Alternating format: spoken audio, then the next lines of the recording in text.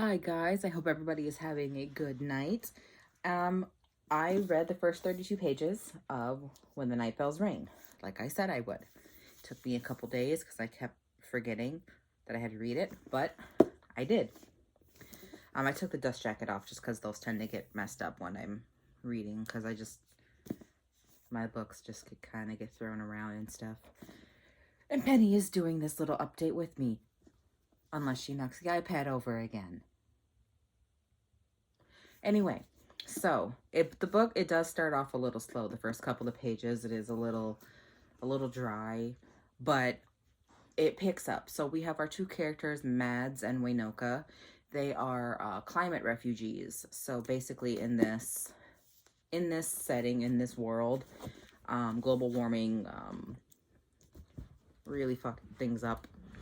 So they're basically in like a desert times 1,000. Like a lot of stuff got all burnt up, and a lot of the world basically burned, like caught on fire and just kept burning.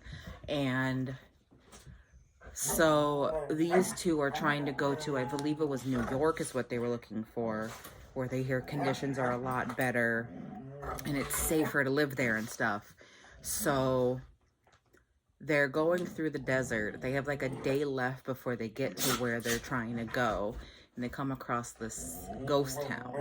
It's like in a completely abandoned town that's been there since the 1800s is what Mads guesses. Mads the one that's a little bit older than Waynoka. Not by a lot, but enough that she points it out sometimes. And they decide to rest there for the night, just to like get out of the sun, cool down, sleep somewhere with a roof over their head instead of having to dig a hole in the ground to get to cooler ground, stuff like that. And they realize that they're in a mining town. So it was a town that way back when people would go down mining for like silver and stuff like that. So they decide to go into the mines to look for water, like old runoff water in the mines, things like that. And they're like, we can boil it so it's safer to drink, all that jazz. I wouldn't have.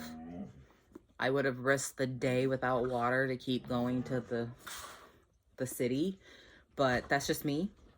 But I guess they have gone so long without water now that they're desperate. So I guess if I'm desperate, I probably would have gone down into the mines, but they're within those 32 pages, they do go into the mines, and hence I guess them going into the mines is what's going to cause the rest of this book.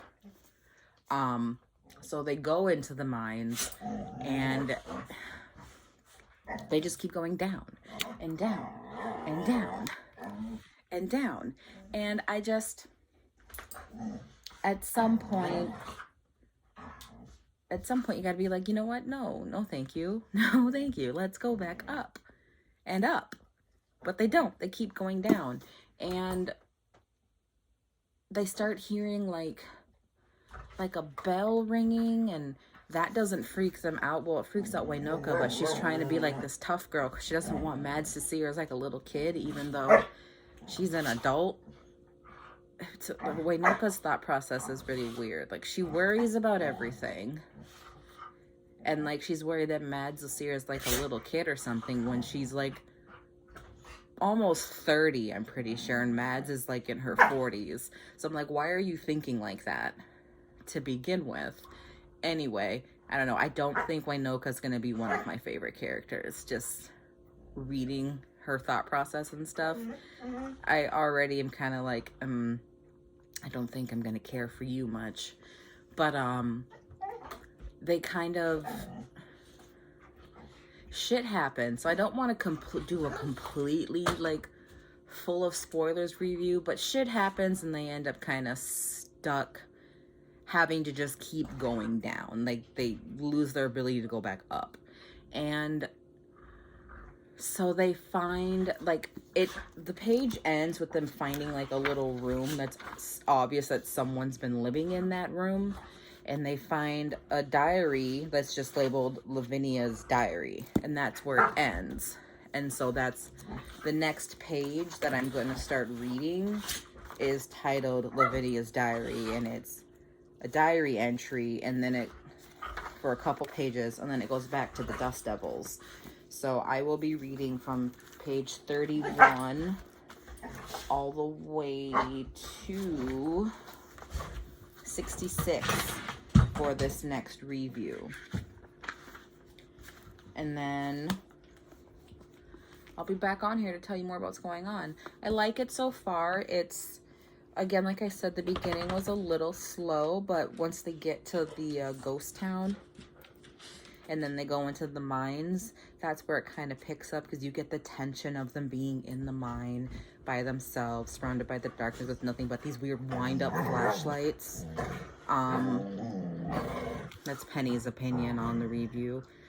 She likes to make noise whenever I'm on video.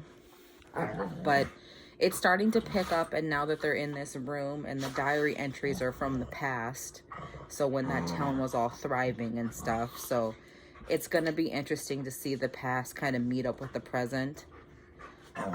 So I'm excited. I will start reading the next one. If you guys still want to read this with me, it's When the Night Bells Ring by Jo Kaplan. If you're still interested in reading along with me, I have read up to page 32 and we'll be reading to page 66. All right, and as you can see, I'm in my PJs, bonnet on. I am about to go read until I fall asleep. I hope you guys have a good night.